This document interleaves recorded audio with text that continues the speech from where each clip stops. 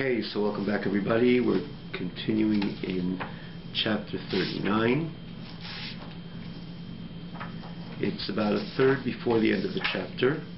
In the original text, it is on page 106. You could see it again in the corresponding English text as well. And on 106, it's about, give or take, about 10 lines from the bottom to be exact. It's 8 lines from the bottom, the last word, Behind. So what did we learn in the previous class? Always a bit of a backdrop, a little brief recap rather. Even though you could always could recommend it to see it in detail in the appropriate elaboration. The previous class and classes on this website, just punch in put in the link box Tanya, or on the tanyaonline.com, easier access to all the previous classes with the text and so on and so forth. And I recommend, if you're a newcomer, if you want to just come in and understand even what we're learning today, just to see even all the different classes of the or all the different messages of the or the information rather of the chapter 39 in detail, which again you can find it on this above mentioned website, the tanyaonline.com, as well as all the previous classes. So we yet a bit just to get into the flow here. It's important to understand where the Alter Rebbe is coming from V'hainu, as you recall.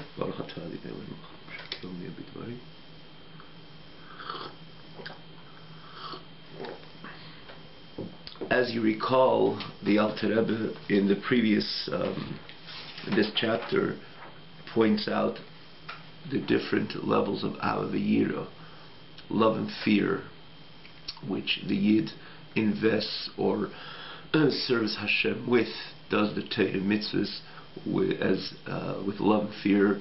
Generally, because he loves Hashem, he does everything what Hashem tells him to do. He fears Hashem. There is reverence of Hashem, and he stays away from everything Hashem says not to do. The Leisasa. But in the two dimensions, the two types rather of Ahavah, the Ahavah Hativis, the inherent love and fear which a Yid has to Hashem, and then the Ahavah, the quality type of Ahavah, which comes through his Beinanus, a structured, pondering in Hashem in a very detailed, in the Gedulas of Ein Sof Baruch, and the greatness of the infinite of HaKadosh Baruch Hu, blessed be He, in a detailed, structured manner, the proper meditation, and that arouses Meichin, or Meili, they produce midas that arouses, that gives birth to a structured Ahavah, more a passionate Ahavah, passionate year. We mentioned many times that if you're able to come to this higher level, doesn't mean that you lose the inherent and innate Ahavah. It obviously is part of who you essentially are as a Yid. But additional to that, you're able to arouse, to evoke, to elicit within yourself love and fear, a passionate love and fear to Hashem. That takes the Torah mitzvahs on a higher and a deeper level within HaKadosh Baruch Hu. When he generally says to Eilam HaBriya as opposed to Eilam HaYitzir, again we spoke about this in length. What is it with these Eilamis which elevate the Torah mitzvahs to them, and so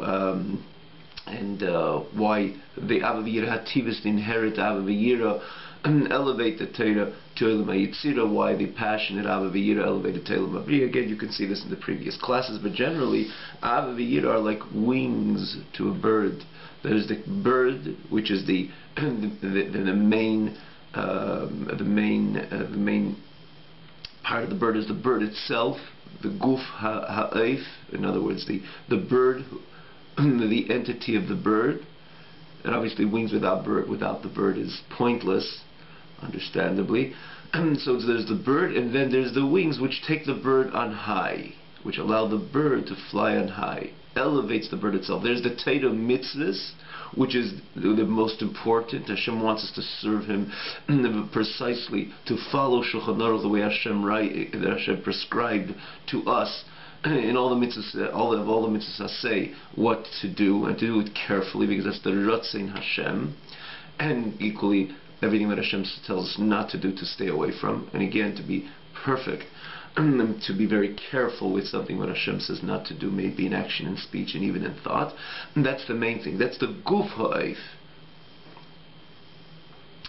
As we gave the example, Pesach night, there's the two people. One is very passionate with Hashem, or with the ceremony of the Seder, and he arouses within himself his sense, his love to Hashem, because as Hashem takes us out of Egypt and brings us to the point where we are, and then to the point where Yidden were, to then to especially the pinnacle, the revelation on the highest level, the most profound level of Hashem, God, Creator and creation, which was by Matan Torah, and ultimately brings Am Yisrael to where Am Yisrael is today. And this individual is again emotionally attached to the experience of the Seder, acknowledging the greatness of Hashem, but he's hesitant to put those crackers in his mouth. It's no good. A lot of passion, a lot of love, but no, it's about the healthy bird. It's about the Torah and mitzvahs. Elikim seif davar Kel Nishma, like Shlomo Mel says, it's about fulfilling Hashem's mitzvahs,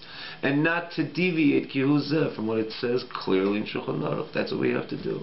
Again, mitzvahs say mitzvahs later. So we give a simple example, as opposed to about he doesn't want to eat those matzahs, as opposed to someone who comes in, can't put his mind to it, certainly doesn't arouse a sentimental feeling towards what Pesach is all about, the acknowledgement of Yetzias Mitzrayim, and ultimately Hashem, which took us out of Egypt. But he'll eat the crackers, because Hashem says. He'll eat those matzahs. Hashem says to do it, he'll do it. That's the person who's fulfilling mitzvahs. It's very always naturally important to point this out. In the end of the day, it's doing what Hashem wants. This is the Ratzon Hashem, this is what we do. And that person fulfilled the mitzvah of Pesach as opposed to the former. So that's the healthy bird. Yet, the same Hashem, we once spoke about the Nas of Inishma, we're not going to go into it now. The same Hashem wants the Inishma. He wants us to put our passion into it. He wants the bird to fly on high. He wants the wings should be placed on the Torah mitzvahs, to take the Torah mitzvahs on high. Avavi Yid's Lashon and Zeh is called Gatfin Leporcha Le'ela. This is wings which elevate the Torah mitzvahs, Leporcha, to fly, to soar on high. And again, we mentioned it's not just something which is we can't really appreciate. We can appreciate, like in every relationship. But it's not a matter that I gave you a gift. In healthy relationships, a true flow of relationship in which would maintain continuity and a true value, a friendship of true value, of true significance, is when there's not only there's the interaction between the two parties, but there's the heart which as well is infused in these actions, in these interactions between the two parties. Someone gives you a gift, he's not the messenger, he's not the mailman who gives you the gift. There's passion placed into it. So the passion makes the gift certificate, we use the same example a few times, but it's in any gift, it puts the wings, so to say, on the action, on that gift, in order to soar on high. What does it mean on high? To reach deeper within me. When I get the gift certificate, or we gave an example the other day of somebody, or of a watch, for example, I look at the time, I don't look at only at the time, I know what to do. It's a watch which serves its purpose like any other watch. I feel the other person, I feel the giver, the recipient feels the giver in that gift, and that's important. The investment, again, that's more of love, that's more of a sentiment of giving, which is placed in that gift. So when the recipient receives it, the feeling becomes the wing which elevates the watch, for example, the additional to the main purpose. Because I was missing a watch, and the other party which I have a relationship with, the other party which decided, he saw me the other day without a watch, for example, and he wanted to give me the gift.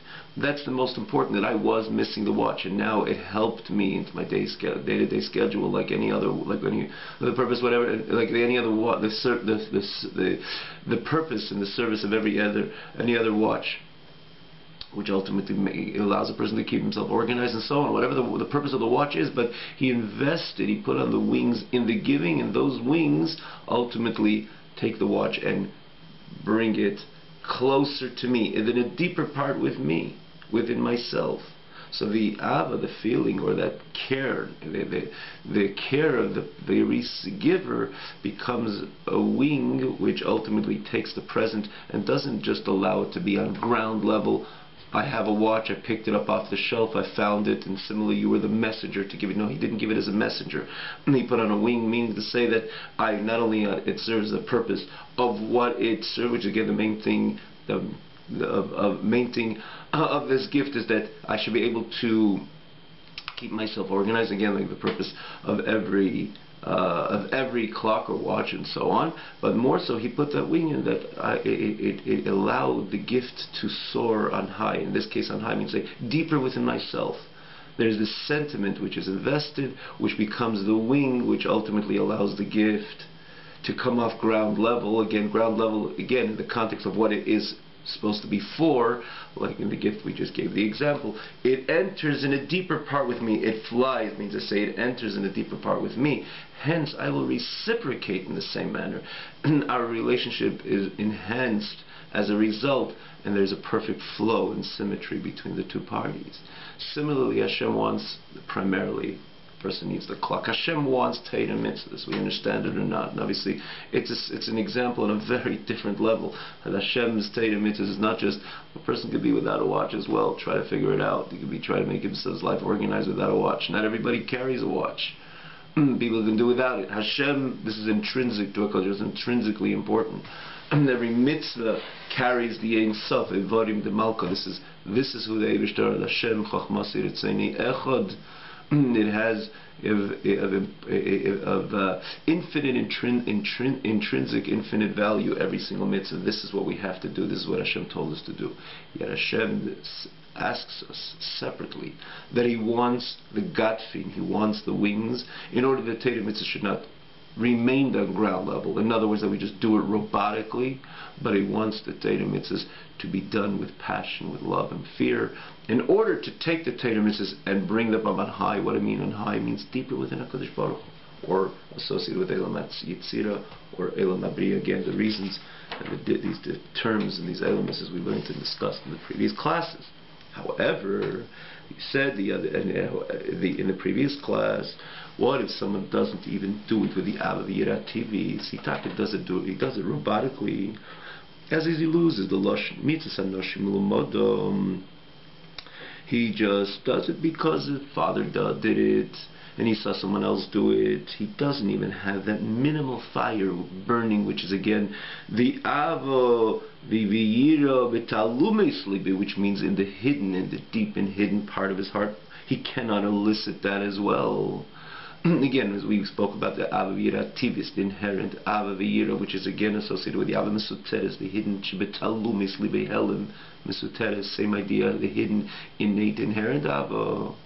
Certainly not the Ava V'yira Hagluyim, which would be scalously the passionate, overt qualitative Ava V'yira, love and fear, which that are the healthiest set of wings which carry the Torah mitzvahs on high and a much deeper level even than the inherent Ava V'yira. But he can't even arouse that he just does it taka robotically, meaning to say he does it mitzvah nashim l'mado in the most dry fashion. Then there is a certain you could even call it a fragmentation in the relationship with HaKadosh Baruch Hu, because the Torah mitzvahs remains, didn't even take off ground level. And when I say a fragmentation, because we should just see it also in the relationship of two people. If you are giving a gift and you present yourself like the messenger and the mailman, there is something incomplete with that relationship, despite that the person, the recipient, could have had and has the appreciation of the gift that you presented to him. To the one party presents to the other, but yet if you did it again in a very as a messenger, as we just gave an example, without any passion. So despite this, to some degree, and to a great degree, the appreciation of the gift you gave, if it's a certificate that one could buy so much and so much with that certificate, or something which is important to them, or an example we gave, a watch always will serve a positive purpose to any human being, to every person. Yet that back and forth, or that reciprocation, or generally the blockage, the close of the flow of sentimental energy was on the onset. It wasn't even open. It was blocked. It wasn't even open. So so there's a lack of expectation from the giver, from the recipient, to keep this relationship going and flowing. The sentimental feelings flowing. So too with HaKadosh Baruch Hu, if someone can't even arouse the Avavira Tivis, the inherent Avavira, so why does he do Torah mitzvahs? Because Hurgal min Urav, like he says, he was a custom in Urav. Mitzvahs Anoshim Lamada. He's in a society where does the stuff, has the checklist, goes to shul, does the mitzvah. What else do I got to do? I wish I wouldn't have to do it, but I do it anyways. Wonderful. From the perspective of bittul, submission to HaKadosh Baruch Hu, it's wonderful.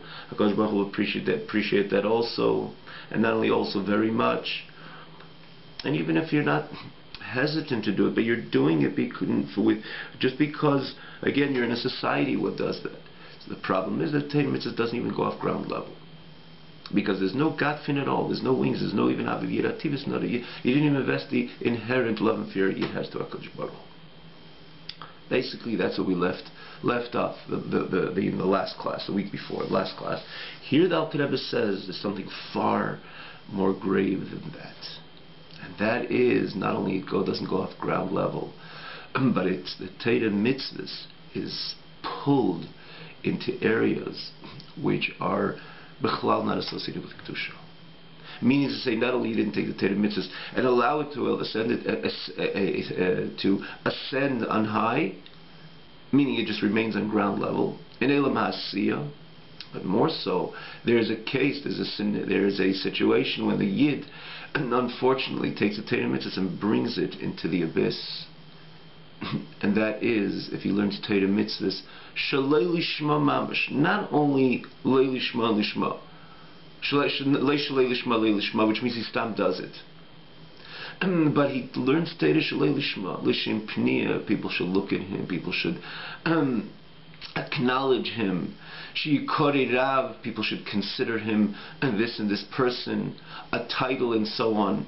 Well, one is taking things which are sourced in areas which are certainly bilti toher, inappropriate, impure, certainly not holy, very unholy, and he's malbishing, closes the Torah mitzvahs, because the Torah mitzvahs, that the Torah, for example, that he's learning is because of his pnia, of his ulterior motive.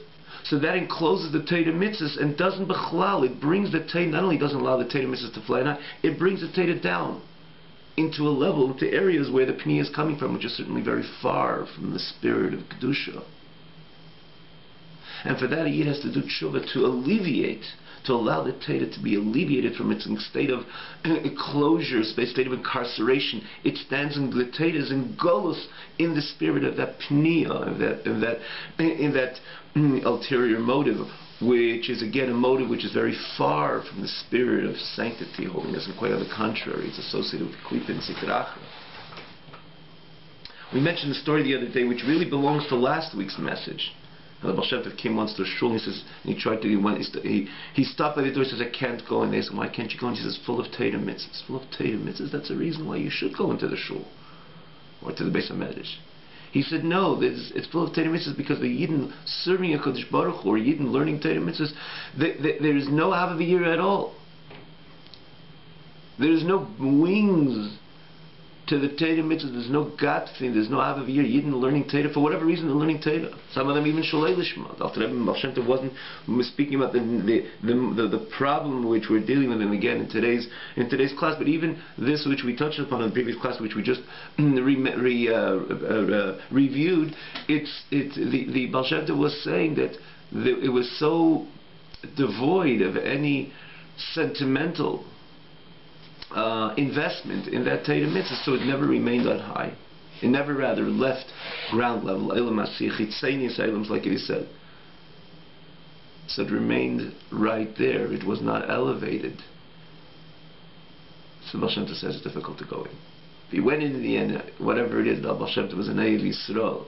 But the Baal Shem Tov says he can't go into a shul, he can't go into Beis HaMedrash, because the Torah which is learned or even the davening, I think he was referring to a Beis HaMedrash, it was Teda, there was a dot Ava V'Yira at all.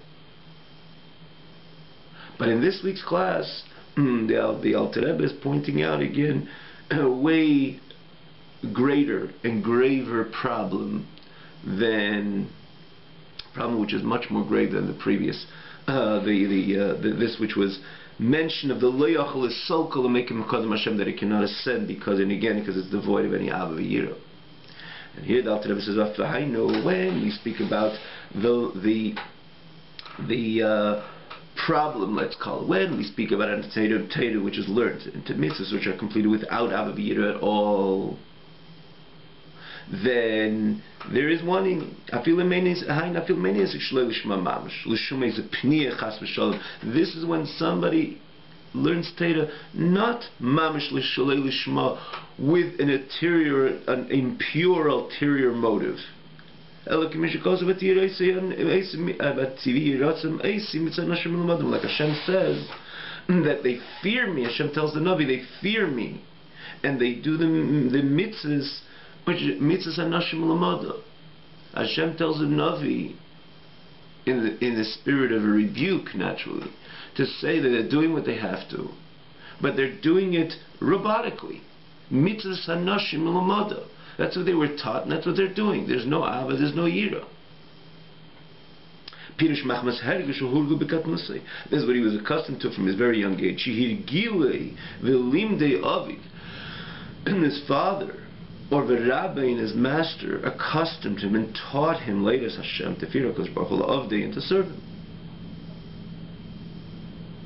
Which is again the message of the previous week. He was accustomed to do so. He was taught to do so. And therefore, consequently, he can't say that this person is serving HaKadosh Baruch Hu, even in the most elemental level of Lishma. He's also not serving HaKadosh Baruch Hu, because Lishma Mamash, to serve HaKadosh Baruch Hu, Lishma, for the sake of God, for the sake of Teda, the sake of the mitzvah, it is because you cannot, without the arousal of the fear and love, hativim, meaning even the inherent fear and love, which we spoke about and elaborated again in the previous classes, and review this today a bit. At least to extract from the hiddenness of the heart, the lagili, into state of revelation, but not the Ava V'Yira, these godless living in state of revelation, means to say in this context, on the surface, the mayach, at least in his mind, v'talumis libi, in the hiddenness of his heart.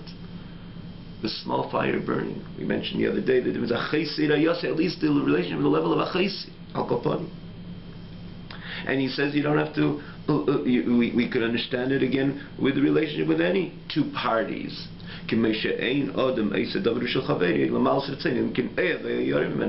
one party would not do something for his friend to fulfill his desire only if he loves him or he fears of him. Does it mean a passion love? Not necessarily. There is an interest. Could you please buy me something? If you're going to the store, yes, I will. And you come back, again, one party would not burden the other party, seriously burden, but to carry a few bottles of water. You're going to the store, buy something to drink. Could you bring me a few bottles of water? Sure, I'll bring you a few bottles of water. So if there's more of a passionate, which, like I said, in every relationship fluctuates. Every single relationship, there's always different levels of sentimental investment in the relationship, and that's we mentioned the other day, especially the previous chapters, chapter Tezayin. It's normal that relationships fluctuate, that they're never not on the same level. Now, even in Tezayin says, even within HaKadosh Baruch Hu, as long as we maintain this type of Ava V'Yira, at least the inherent Ava V'Yira, it's fine to a certain extent. Obviously, we should always try to find, especially within HaKadosh Baruch Hu, the Teda mitzvahs as a result of the passionate Ava V'Yira, love and fear, again, which sets the healthy, which places the healthy wings, which brings Ava V'Yira to the Teda mitzvahs, rather, to its important place within HaKadosh Baruch Hu, in order to maintain that healthy relationship with HaKadosh Baruch Hu. But yet, at least, the Ava V'Yira, Hativis, are extremely important in the service of God. And again, in an example we gave, if I'm passionate about the other person, I am going to the store, what can I get you? But if it's not that, if the other party, I can't get myself to ask the other party, they don't have that sentimental feeling right now, let's say, into this relationship. And again, it's just a silly example, but it crosses in every type of relationship, in every type of form of interaction between two parties. But if you're asking me, obviously I'm going to do it for you. If you're asking me, it wasn't in the spirit of me offering, but if you're asking me, I'll get it for you. Why? Because there is a connection. That's what it says. Someone doesn't do something for another person if there's no even basic, small fire burning, and say there's a basic love or fear. Obviously something that's not necessarily love. I have reverence of you, or even fear. And therefore I'll go ahead and do what you're asking me to do. And the same thing with an HaKadosh Baruch Hu, to say to do it, that I'm doing it lishma. You can't say it's done lishma if there's no even basic Avavira, the Avavira activist, inherent and innate Avavira, love and fear, which every Yid has to HaKadosh Baruch Hu. You cannot, as opposed to mitzvahs hanashim l'umada, when you're doing it just machmas hergel, shalim de avavira, that your master or your teacher, your master or your father taught you. Again, you accustom yourself something that you don't have any sentimental feeling of it at all. There's no lishma at all. So which means if there's avavira activist, then you could say there's some lishma. I'm doing it for HaKadosh Baruch Hu, because there's an ava to HaKadosh Baruch Hu. Is it a passionate ava? No. But an ava there is. Or there's a yira from HaKadosh Baruch Hu. Fear, reverence. That you could say there's something, you could classify it as lishma, for the sake of Hashem, for the sake of His Torah mitzvahs and so on. As opposed to if it's mitzvah nashim milamada, it's not even lishma, as we said. Like he says, and he gives the example, between two people, the reason why people naturally do something for someone else is because they love and fear them. And this person, he's not doing it for HaKadosh Baruch Hu.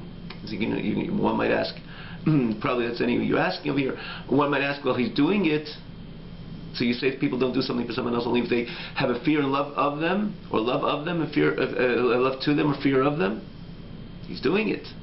But no, he says clearly he's not doing it because he has any interest, in this case, in Hashem and Seder Mitzvahs. This is just machmas hergel. He's accustomed, people get accustomed to certain things, they don't even know why they're doing it. So this case is devoid completely of avavir. Again, many of you asking, did you say it's part and parcel of the Yid? But many things which are part and parcel of the Yid that we could also put to rest, at least keep it dormant, and not. We have to allow it to even something which is innate and inherent within the Yid. We also have to give it the appropriate attention that it should come to the surface. And this person is none of that as well. So that's shalei lishma. Or rather, it's not. You can't call it lishma. It's not shalei lishma mamash, because shalei lishma mamash, that's what he's going to deal with now when he adds that negative garment of the pnia, of the ulterior motive. Again, she rav, or like it says in Shulchan Aruch, starting from the Rambam, which again basically Gemara of the descriptions of shalei lishma. Then you put that impure garment on the Torah mitzvahs, and the Torah is now in a sense of golus, which again you brought Torah to a lower level. Not only you didn't pick it, didn't have the ability to leave ground level, which he's going to deal with now. But till now, it's not shalei lishma, but it's not lishma. Mitzvah sanashim lamada is not lishma, and therefore, kach, he says, back to just like someone doesn't do for a friend to fulfill his desire, and just as only when there is love to him, to the other party, or fear of the other party. So too one cannot do for the sake of HaKadosh Baruch Hu truly to fulfill Hashem's ratzon, to fulfill Hashem's desire, levad, without arousing and bringing to the forefront Hashem's love and Hashem's fear,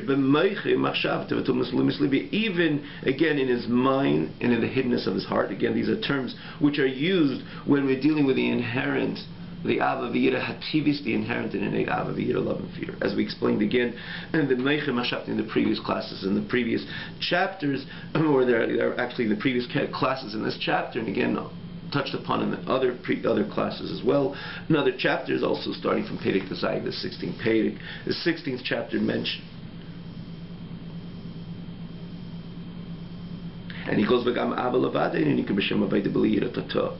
even love is not enough, and is not called, doesn't have the description of Avodas Hashem without at least the basic Yira, the basic fear of HaKadosh Baruch Hu, which is as well embedded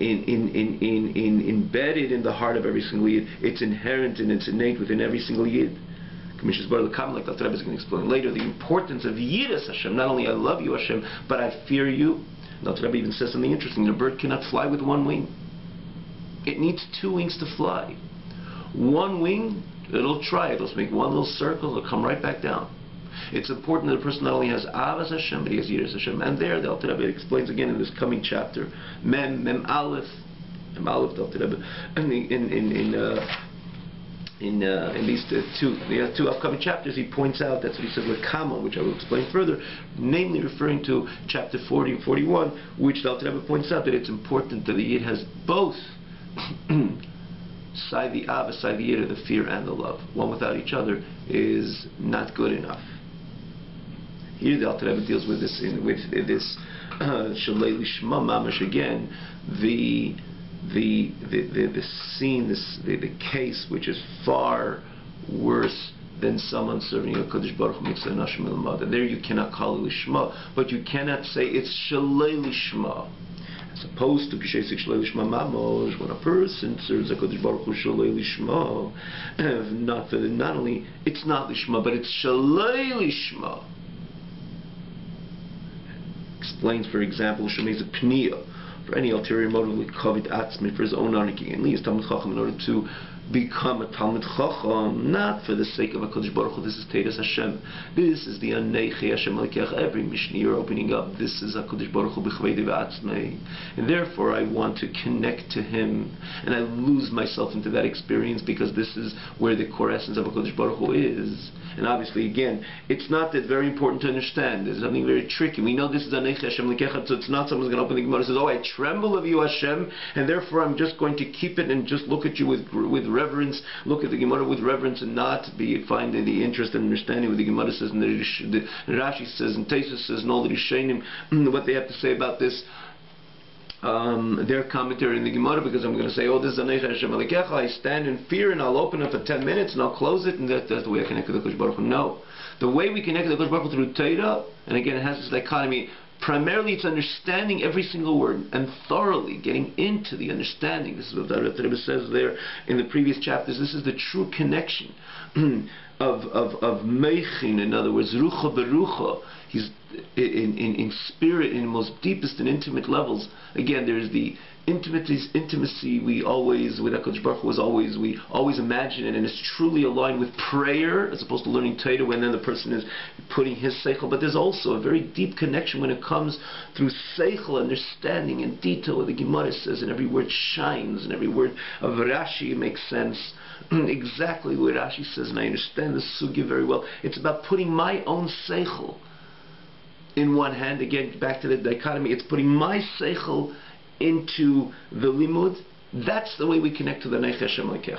The more I understand what the Gemara says, the more I understand what Rashi says, the more I understand what Tesis says. And again, if I understand the sugya thoroughly, the more I'm connecting in the most profound and deepest level with the core essence of that Aneichi Hashem Elokecha, which placed himself in the Torah. The dichotomy, it's my seichel. And the other hand, as I put my seichel, not to just, it's about you, and I submit myself, again, more the expression of prayer. I fear, I come basi el HaKodesh, and therefore I stay shalom alechem el Alecha, don't get too close. No. But Torah mitzvah is about putting in my seichel, but every word I'm going to learn, I'm going to absorb and understand exactly the pirush of this Mishnah, or the pirush of Gemara, this halacha, or this pirush of Tanya, whatever Yid learns.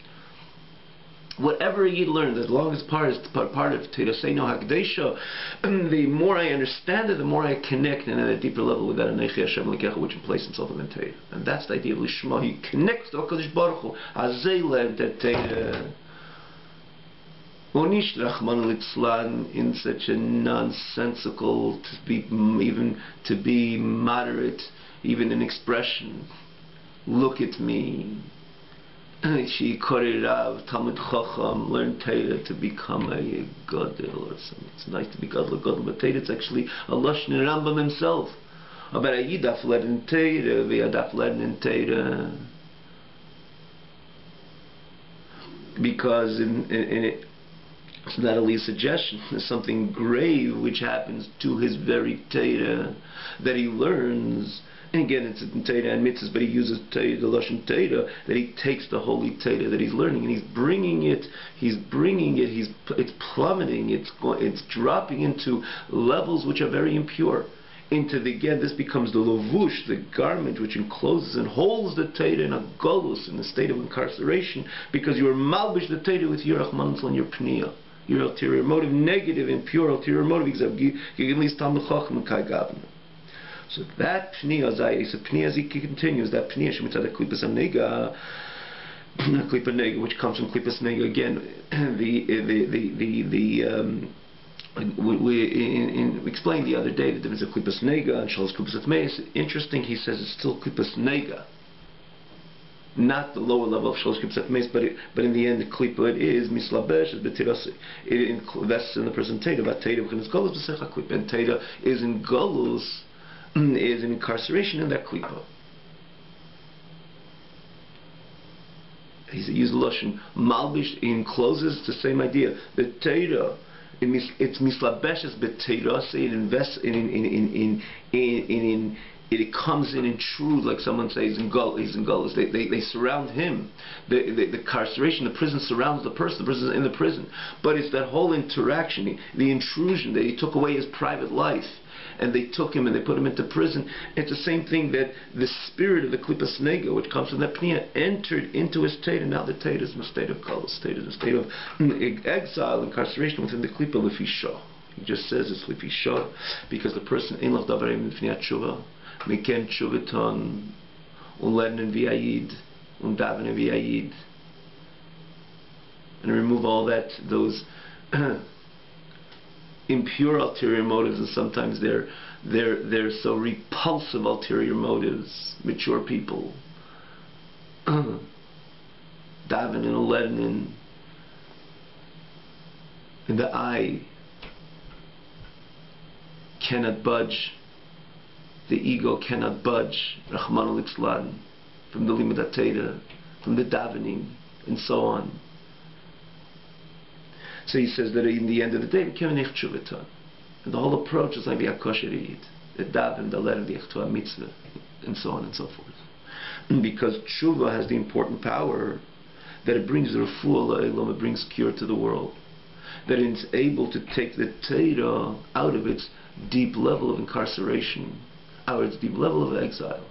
That's what he says, tshuva, till this very person will do tshuva, which brings cure to the cure to the world. When he returns to HaKadosh Baruch Hu, even the Torah will return with him. The Torah which is chigrisak, the Torah which was incarcerated in this pniya, in this shalei lishma type of learning. Now when he does tshuva, so he alleviates himself from which is the point of any tshuva, that the person takes his neshama and brings it into areas which put his neshama into galus, which incarcerate his neshama. When he alleviates himself through his tshuva, also the Torah, which was in a state of galus, is also alleviated, is enabled to at least to come to ground level, that the person should be able to, again with his tshuva and his avaviyah, again bring it on high. But at least it's able to come to ground level. It's able to alleviate itself from Rahman al-San, the galus, this incarceration which came as a result of his mamish shalei lishma, this pniya, this ulterior motive, impure ulterior motive. The Rizal tells us that a person should always occupy himself in limud Torah. Why is the Torah telling the Gemara say that even a person is learning Torah shalei lishma, continue learning Torah? Which means if I have the choice of knowing that I'm taking the Torah because of my state of shalei lishma and bringing it into the areas which are inappropriate, and as a result the Torah stands in a state of galus, should I continue learning? Maybe I should stop learning Torah. So what does the Gemara say? No, continue learning Torah. Because in the end you're going to learn Torah lishma. What is the Gemara saying? The Gemara is saying is alluding to the tshuva, this tshuva that every yid can do and will do, And like it says, Bilti Yidach Men Nidach, that no Yid will be ultimately pushed away from HaKadosh Baruch Hu. HaKadosh Baruch Hu will try to find the best state of relationship between the Yid and him, capital H, which means HaKadosh Baruch Hu. And therefore every Yid will do tshuva, because the Teda knows, and Teda is maftiach, Yivticha Teda, and even regarding Yid Mechlal B'Sev Galus, but in every single Yid, Eibishter never gives up hope, Bilti Yidach Men Nidach, and he will do tshuva, and therefore you continue learning Teda. And eventually when you'll do tshuva, the Teda will leave its state of incarceration, even though you put more and more Teda into that Galus via learning Teda Shalei Lishma for day after day after week after year, year after year, decade after decade. The Eibishter says, Devis Tshuvaton. And therefore, God Teda such a the Teda will finally alleviate itself from the state of incarceration. Continue learning Teda. Just to point out, it's nice to note the famous word Mitech Shlei Lishma Balishma. Why is this Mitech Shlei Lishma? Because the Eibishter, it's not only eventually the Yid will do tshuva, that the famous word Mitech Shlei Lishma is there's Lishma. The pnimius of every single Yid ultimately is pure and divine, and as such has a shaychus to the Lishma itself. The Mitech, the pnimius of Shlei Lishma is ultimately Lishma. By getting back to over here and to what he says, he says over here with certainty, he's going to certainly do tshuva. Every Yid will certainly do tshuva one day or another. And he adds, if it's in this life or in the next, when he's incarnated in the next Gilgul, in other words, in the next life he has a neshama, comes down again in another body, he will then do tshuva for sure. If he didn't make it in this life, he's going to do it in another life. Every Yid, because he's a chelik of the kami mal mamish, because he's a part of HaKadosh Baruch Hu, will ultimately do tshuva. And it's wise for the person, don't wait till the next Gilgul. And don't wait till next week or year or month or week. Do it now. Because tshuva has an inherent shaychus to you. Bevadei sefi lasses tshuva. It is certain that in the end you're going to do tshuva. Bigil gozai, bigil lacher. Like it says, that no Yid will be pushed ever away from HaKadosh Baruch Hu. It's just not random. A bunch of neshamas come down. Most of them make it. Most of them make it. Don't make it. HaKadosh Baruch Hu is interested, and not only is interested, every Yid is a chelik of a kami mal mamash, is a part of HaKadosh Baruch Hu. So because it's a part of HaKadosh Baruch Hu, bilti yidach le yidach men nidach, the Eibishter will never push away a part of himself. And therefore, bevade yaset tshuva, every Yid is going to certainly to do tshuva. And through the tshuva, gam teirasa shava ime, the Torah also shava will return with the Yid, with the neshama, with the Yid who's doing tshuva, and leave again in state of galus, alleviate itself from the state of galus. However, getting back to the Shalei Lishma, in other words, this Lei Shalei Lishma V'Lei Lishma, which we dealt with in Mitzvah Nashim Lamado, and then the person did not put the Teda in a state of galus again because of a pnei, just stam learns Teda. Mitzvah Nashim Lamado, like it says, Hirgil Limde Avivirabe, like we said before, again, the previous states, it says what there, it's not a matter of tshuva, and the reason why it's not a matter of tshuva, because the person didn't fragment his Teda as of yet, and therefore what is the solution to that? On the other hand, it cannot ascend on high. So he says there's a solution that you relearn the same information. Tshuva, there's no need to do tshuva. I mean, everybody has to do tshuva, but in this case he didn't bring his Teda into a state of galus, so he doesn't have to open the doors tshuva, he doesn't have to return, he doesn't have to bring the Teda back, because the problem is Teda just remained on ground level. It didn't ascend on high, but it wasn't incarcerated. So tshuva, by definition over here, is not important, is not the remedy to the problem. So how do you ultimately get this to join the Teda mitzvahs again, to ascend on high the way HaKadosh Baruch Hu likes, like again in every relationship? He says the solution to that is just relearn that same information. As he says, it goes on, when he learned the Teda again, not lishma, but not shalei lishma, alluded to before this latter case. Then it's not dependent on tshuva.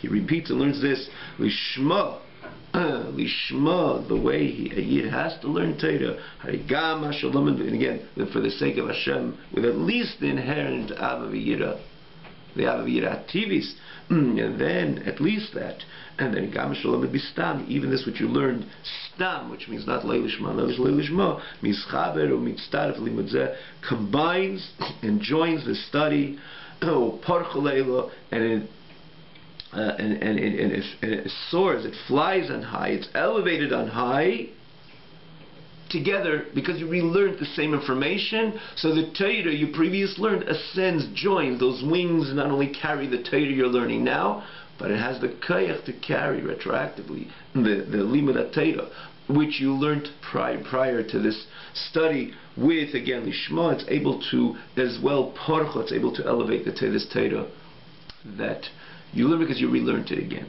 So the truth is, I'm thinking now of these words, or it means that in the end of the day, the Torah is on high. It doesn't mean that it took the previous Torah and brought it on high, because the previous Torah didn't have wings, and it didn't have wings, it didn't have the ability to fly, to ascend, to raise itself. So now it was missing wings, you just put on a set of wings. You're learning Torah Lishma, so it takes that Torah and it puts it on and brings it again on high. That very Torah, that's the Torah you learned. Not Shalei Lishma, but you didn't learn it Lishma. So now you put on a set of wings, you're learning with Avaviyira, at least the Avaviyira Tivas, and then you're bringing it, you're sending it on. Or it means that it's able to take its daima. You can learn something once or twice. Because there's a mitzvah of limud Torah. So it could be even it takes the previous limud of the koyach of this limud again, that you set those, put on those wings, you put on the Avaviyira, and allow the Torah to ascend, to rise on high. It perhaps maybe even takes the previous Torah, but the main thing is the component of tshuva is not as crucial. It's not crucial over here because because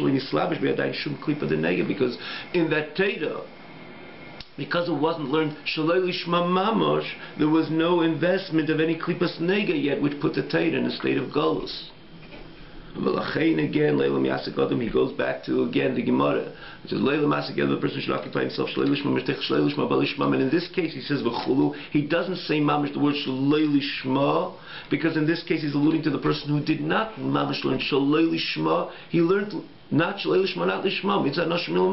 That's why he said just as a chulu. You keep on learning, and it's easier for this person to keep on learning in order to reach the Lishma, because in this case you don't need the component of tshuva is not really crucial. It's not crucial over here. So you keep on learning Torah, even it's mitzvah nashim lamad. Because here you can certainly say Shematech Shalei Lishma Balishma. Because in this case you just have to relearn the Torah Lishma. And here for sure you can say that previous vart. It's nice to me re-mention. Here for sure the Mitech Shalei Lishma is already Lishma. Because in this case the person did not mamish learn it Shalei Lishma mamish. Which even though exists by every year, even the person that's and learn Shalei Lishma again, like we said before, but it's much more of a grave problem and situation.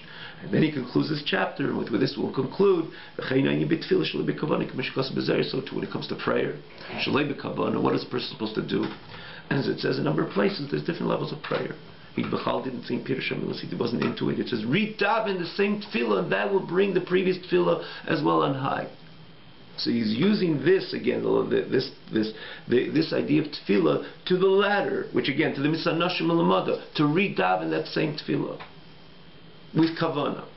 Now we're going to say that there is a separate chapter in Igeres HaKadosh, I believe it's in Igeres HaKadosh, which deals, or in Kuntres Achrin, which deals with tefillah, different levels of tefillah, corresponding, and again to the different levels of Torah.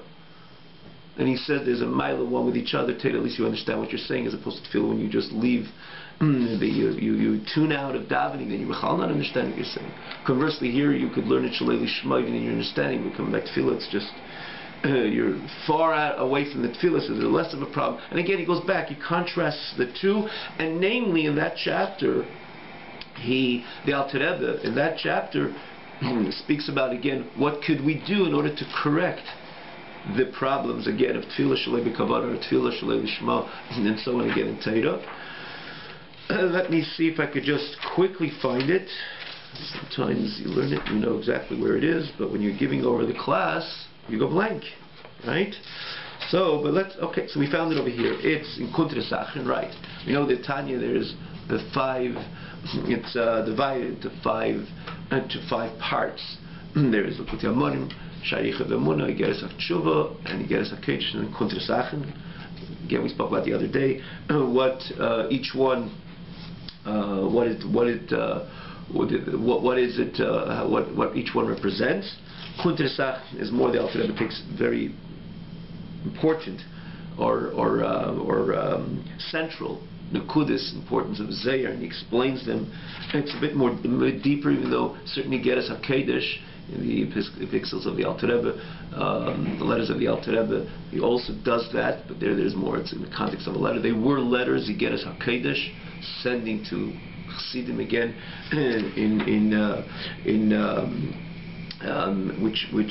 which again, there's a message in those letters. A lot of it's stuck on much of the Geras HaKedesh. The Alter Rebbe speaking stuck. Again, you have to see the backdrop of the history, to who and why the Alter Rebbe wrote these letters. But he also there was mefarish certain ideas in Zayir and Kabbalah and so on. But Kuntres Achen is definitely, could even say it's definitely a little more. It's definitely a deeper, or at least a part of it later towards the last chapters.